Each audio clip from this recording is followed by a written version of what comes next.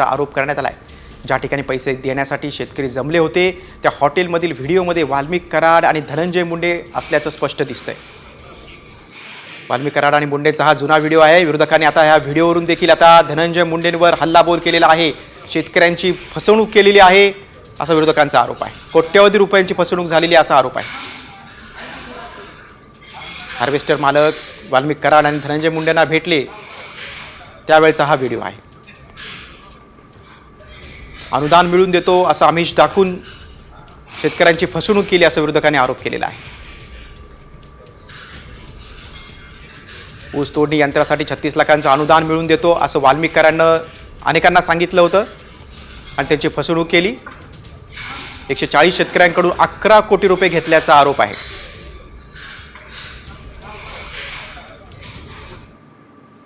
वाल्मिक कराडचा आणखीन एक घोटाळा समोर आलेला आहे। वाल्मिक कराडनं सोलापूरसह राज्यातील तब्बल 140 ऊस तोडणी यंत्रमालकांची 11 कोटी रुपयाची फसवणूक केलेली आहे असा आरोप ऊस तोडणी यंत्रमालक दिलीप नागणे यांनी केला आहे। शासकीय अनुदानातून ऊस तोडणी यंत्राचे 36 लाख रुपये मिळून देतो असं सांगून कराडनं 140 शेतकऱ्यांना गंडा घातल्याची माहिती समोर आलेली आहे। अनुदान देतो म्हणून वाल्मिक कराड धनंजय मुंडे यांच्या जवळचा असा हा माणूस आम्हाला स्वतःला म्हणला तुम्हाला 36 लाख रुपये तुम्हाला अनुदान मिळून देतो, त्यापुढे आम्हाला 8-8 लाख रुपये तुम्ही द्या। 8 लाख दिल्यानंतर तुम्हाला एका महिन्यात तुम्हाला माझा जवळचा माणूस धनंजय मुंडे कृषी मंत्री आणि माझा जवळचा माणूस असल्यामुळे मी तुम्हाला देऊ शकतो आणि देतो अशा दिशेनं आमच्याकडून त्यांनी फसवणूक करून 140 लोकांचे त्याने 8-8 लोकांप्रमाणे 8-8 लाखाप्रमाणे त्याने पैसे जमा करायला सांगितलं, गोळा करायला लावलं।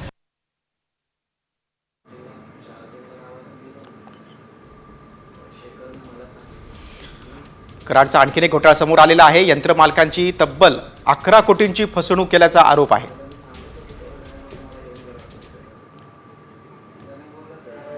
आपण बघतोय शिर्डीतील दृश्य बघतोय आपण शिर्डीतील साईबाबांच्या समाधी मंदिरात दर्शनासाठी मुख्यमंत्री फडणवीस आलेले आहेत। शिर्डीमध्ये भाजपचं अधिवेशन आहे। या अधिवेशनाच्या निमित्तानं सगळेच भाजपचे नेते शिर्डीत दाखल झाले। आपण बघतोय मुख्यमंत्री देवेंद्र फडणवीस साई चरणी लीन झालेले आहेत।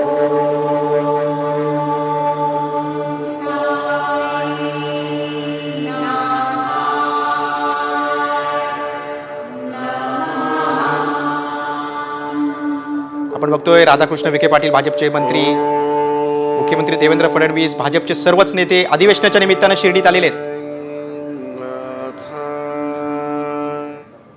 आता पुढच्या बातमीकडे। सरपंच संतोष देशमुख हत्या प्रकरणी न्याय द्या आणि जोपर्यंत न्याय मिळत नाही तोपर्यंत पायात चप्पल घालणार नाही अशी प्रतिज्ञाच संतोष देशमुखांच्या बहिणीनं केली आहे। न्याय मिळेपर्यंत अनवाणी चालणार अशी घोषणाच संतोष देशमुखांच्या बहिणीनं केली।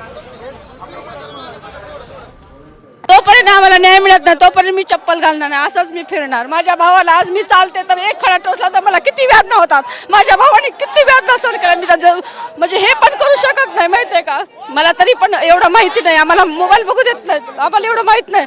जर त्याचे म्हणतात असं ऐकता थोडं त्याची जर घटना आम्हाला कळाली ना तर असं वाटत नाही आम्हाला की आम्ही कोण राहतोच का नाही असं।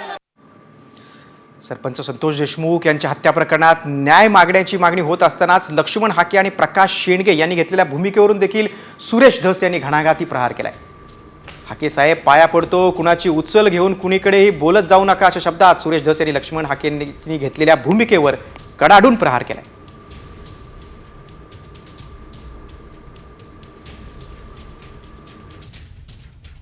काय अरे कुणीकडे राजकारण चाललंय? अरे संतोषचं भांडण आणि ह्या पोरांचं भांडण ओबीसी विरुद्ध मराठा भांडण होतं का? नाही रे, खंडणी विरुद्ध चांगला माणूस आडवा आला म्हणून आमचा सरपंच गेला, एवढंच भांडण। अरे धायगुडे बोलले बाबा मी जास्त नाही बोलणार, परत आम्ही बोललो की म्हणतोय लगेच हे जातीवाद।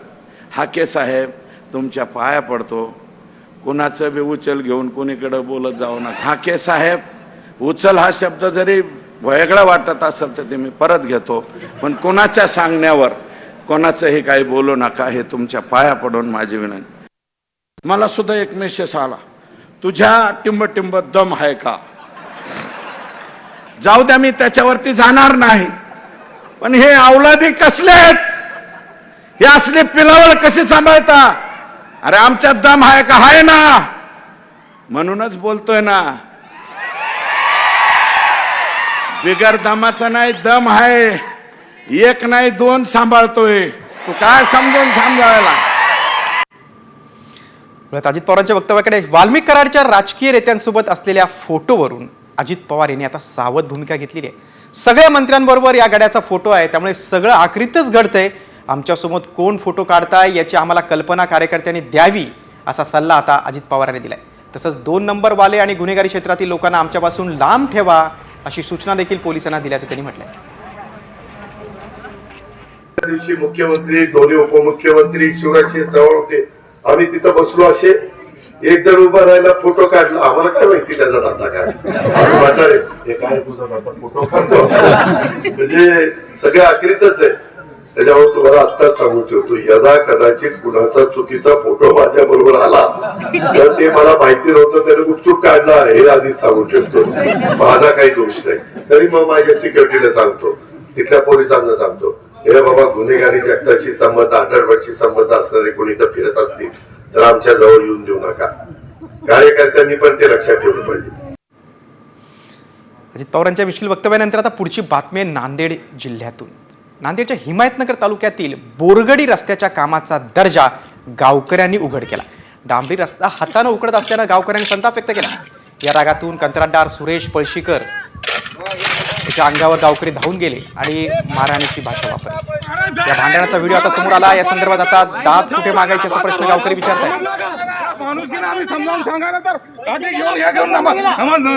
नाटक करायला का मी का दुसऱ्या गावचा महाराज जा रे सारखे छप्पन येते, छप्पन जरा पाहता रोज समजला का?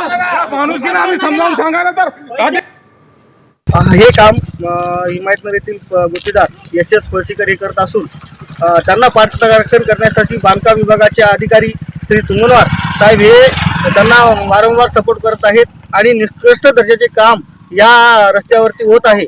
सदरील काम हे बघू शकता तुम्ही की हातानं हे BMचं काम चालू असलेलं ते सदरील काम हे हातानं असं अक्षरशः उकरत आहे. त्याच्यामध्ये डांबराचं प्रमाण नाही, कुठलाच याच्यामध्ये क्वालिटी नाही. अशा निकृष्ट दर्जाच्या कामाचं मटेरियल टाकून वापरून हे काम आटोपण्याचं आणि बिल उचलण्याचं काम सदरील गुत्तेदार हा अधिकाऱ्याला धरून करत आहे. विधानसभेच्या यशानंतर अधिवेशन होत आहे, किती महत्वाचं आहे? स्थानिक स्वराज्य संस्थांच्या निवडणुका तोंडावर आहेत. निश्चितपणे महत्वाचं अधिवेशन आहे, मोठं अधिवेशन आहे. जे काही आमचे सगळे राज्यातले महत्वाचे कार्यकर्ते आणि पदाधिकारी आहेत त्या सगळ्यांना या अधिवेशनात निमंत्रित केलेलं आहे.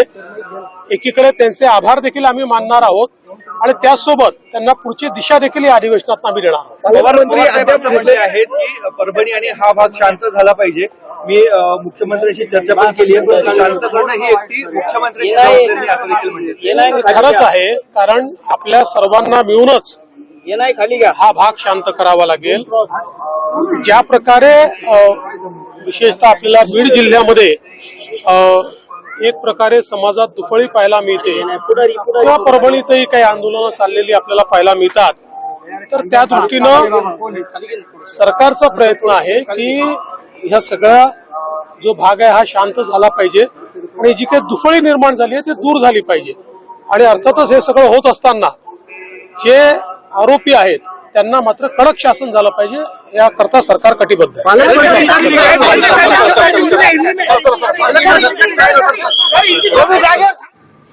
बीड प्रकरणातल्या आरोपींना कडक शासन झालं पाहिजे असं मुख्यमंत्री बोललेले आहेत. आपण राज्यातल्या आणखी काही घडामोडींचा आता वेगवान आढावा घेऊ.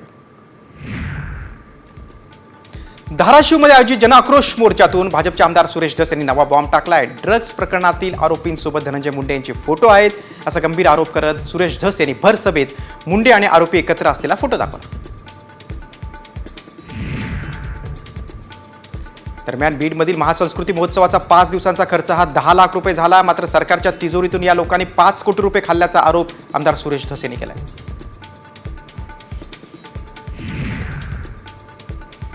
धाराशिवमध्ये पोलीस अधिकाऱ्याच्या 3 वर्षीय मुलीवर बलात्कार झाला असा गौप्यस्फोट मनोज जरांगे यांनी केलेला आहे. धाराशिवमध्ये आयोजित आक्रोश मोर्चात फोटो दाखवत जरांगे यांनी हा गौप्यस्फोट केला.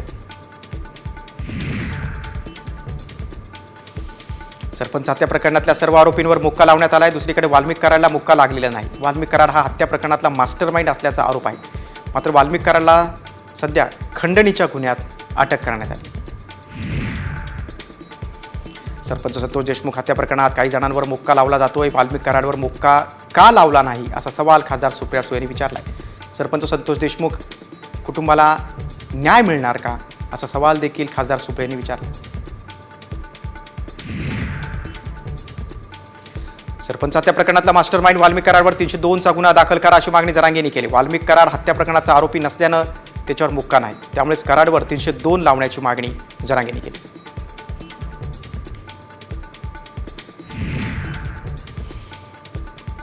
सरपंच संतोष देशमुख हत्या प्रकरणात विष्णू चाटेला 2 दिवसांची सीआयडी कोठडी सुनावण्यात आली आहे. संतोष देशमुख हत्या प्रकरणात सहभाग आहे का या संदर्भात चौकशी होणार आहे.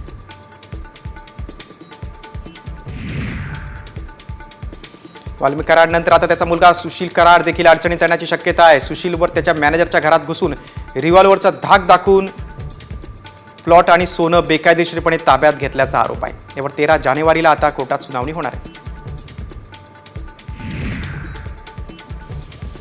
सरपंच संतोष देशमुख यांच्या हत्या प्रकरणात कोणी सुटणार नाही अशी ग्वाही मुख्यमंत्री फडणवीसांनी दिली. या प्रकरणात पोलीस योग्य कारवाई करतील, पुराव्यांच्या आधारावर कारवाई होईल असं देखील मुख्यमंत्र्यांनी स्पष्ट केलं.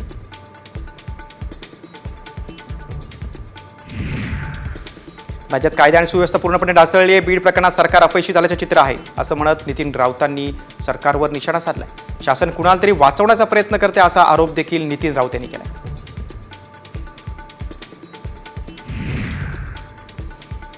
सरपंच संतोष देशमुखांच्या हत्येच्या निषेधार्थ नांदेडमध्ये 18 जानेवारीला मोर्चा काढण्यात येणार आहे. या मोर्चात संतोष देशमुख यांचं कुटुंबीय, मराठा आंदोलक मनोज जरांगे पाटील, छत्रपती संभाजीराजे, आमदार सुरेश धस सहभागी होणार आहेत. खासदार सुप्रिया सुळे उद्या परभणी दौऱ्यावर आहेत. सोमनाथ सूर्यवंशींच्या कुटुंबियांची सांत्वनपर त्या भेट घेणार आहेत. तर रिपाई नेते सचिन खरात यांच्या धरणे आंदोलनाला देखील त्या भेट देणार असल्याची माहिती आहे.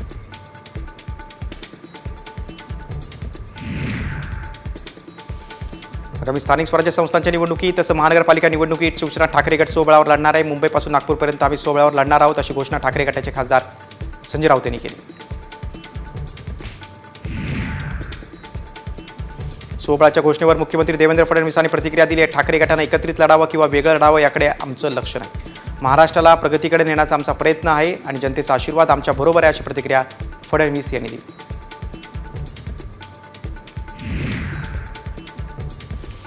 संजय राऊतांनी सोबळाचा नारा दिल्यानंतर आता कृषी मंत्री माणिकराव कोकाटे यांनी राऊतांना टोला लगावलाय. ठाकरे गटानं उघड लढावं की कपडे घालून लढावं तो त्यांचा प्रश्न आहे असं म्हणत मंत्री माणिकराव कोकाटे यांनी संजय राऊतांवर हल्लाबोल केला.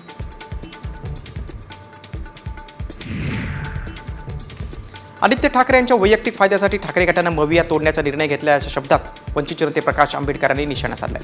प्रकाश आंबेडकरांनी ट्विट करून ठाकरेंवर हल्लाबोल केलाय.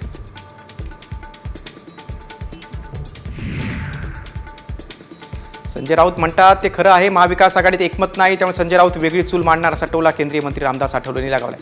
तर राज्यात महाविकास आघाडीची स्थिती गंभीर असल्याची खोचक टीका देखील आठवले यांनी केली.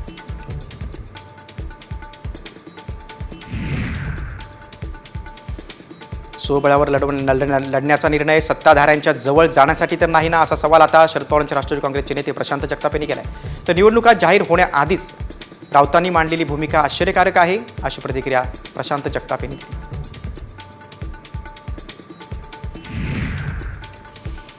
मवियात बिघाडी असल्याचं भाकीत आपण कधीच आधीच व्यक्त केलं होतं असं भाजपचे मंत्री राधाकृष्ण विखे पाटील म्हणालेत. महाविकास आघाडीमध्ये भूमिका आणि तत्व यासाठी एकत्र आलेले नाहीत अशी टीका देखील विखे पाटलांनी केलेली आहे. संजय राऊत रात्री बोलले की दिवसा असं विचारत बबनराव लोणीकरांनी राऊतांना खोचक टोला लगावलाय. संजय राऊत यांच्या विधानावर ठाम राहतील असं मला वाटत नाही असं देखील लोणीकर म्हणाले. राऊतांनी पालिका निवडणुकांमध्ये सोबळाचा नारा दिला आणि त्यावर आता लोणीकरांनी वक्तव्य केलं. मुख्यमंत्री आणि उद्धव ठाकरेंची भेट राजकीय नसल्याचं महसूल मंत्री चंद्रशेखर बावनकुळे स्पष्ट केलेलं आहे. ठाकरे गटानं पालिका निवडणुका सोबळावर लढणार असल्याचं जाहीर केल्यानंतर बावनकुळे यांनी हे स्पष्टीकरण दिलं.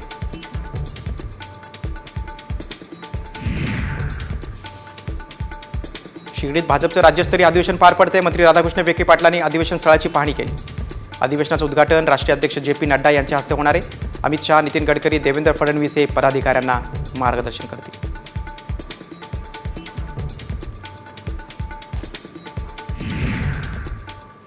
न्यूज पॉइंट 20 नंतर आता आपण वळूया व्हायरल सत्य रिपोर्टकडे.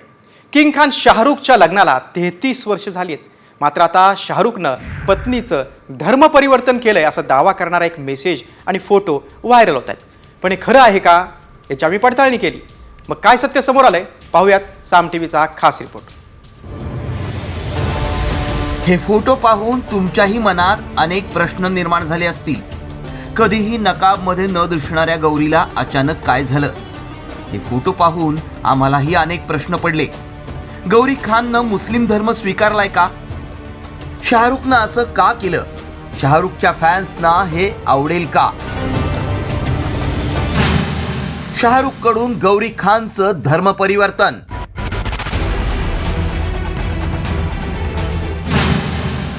लग्नाच्या 33 वर्षांनंतर गौरी खाननं मुस्लिम धर्म स्वीकारला.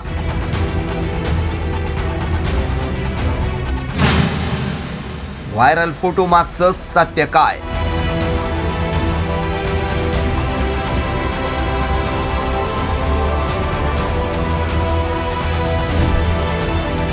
किंग खान शाहरुख आणि त्याची पत्नी गौरी खान. हिंदू मुस्लिम लव्ह स्टोरी देशभरात नेहमीच चर्चेत राहिली. मात्र हे फोटो पाहून सगळ्यांनाच धक्का बसलाय. शाहरुखनं गौरी खानचं धर्म परिवर्तन केलंय का? काही जण सोशल मीडियावर म्हणतायत की लग्नाच्या 33 वर्षांनंतर शाहरुखनं गौरी खानचं धर्म परिवर्तन केलंय.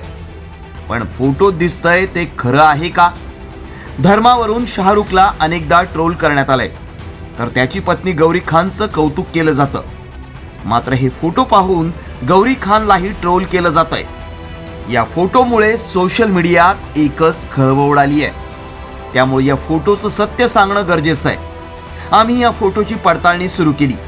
पण त्याआधी मेसेजमध्ये काय दावा केलाय पाहूयात. शाहरुख खाननं लग्नाच्या 33 वर्षांनंतर पत्नी गौरी खानचं धर्म परिवर्तन केलं. मक्कामध्ये जाऊन गौरीला हिंदू धर्मातून मुस्लिम धर्म स्वीकारायला लावला. हा मेसेज आणि गौरीचा बुरख्यातील फोटो तुफान व्हायरल होतोय. या फोटोत मागे पाक खानाए काबा दिसतोय. त्यामुळे अनेकांना शाहरुखनं पत्नीचं धर्म परिवर्तन केल्याचं वाटतंय. यामुळेच दोघांवर टीका केली जातीये. मात्र हे खरं आहे का? यासाठी आमच्या व्हायरल सत्य टीमनं फोटोची पडताळणी सुरू केली. व्हायरल फोटोंची माहिती मिळवण्यासाठी रिव्हर्स सर्च इमेज करून पाहिली. मात्र असे फोटो इतर कुठेही सापडले नाहीत. त्यामुळे आमच्या टीमनं थेट शाहरुख खानच्या सोशल मीडिया प्लॅटफॉर्मवर जाऊन पडताळणी केली. तिथंही आमच्या हाती काहीच माहिती लागली नाही. तसंच शाहरुख आणि गौरीनंही माहिती शेअर केली नाही. मग हा नक्की काय प्रकार आहे याचा आम्ही रिसर्च केला. त्यावेळी काय सत्य समोर आलं पहा. शाहरुखनं गौरीचं धर्म परिवर्तन केलेलं नाही. व्हायरल फोटो AIच्या माध्यमातून बनवलाय. गौरी खान ही हिंदू धर्माची आहे. गौरी आणि शाहरुखचा आंतरधर्मीय विवाह 25 ऑक्टोबर 1991 रोजी झाला.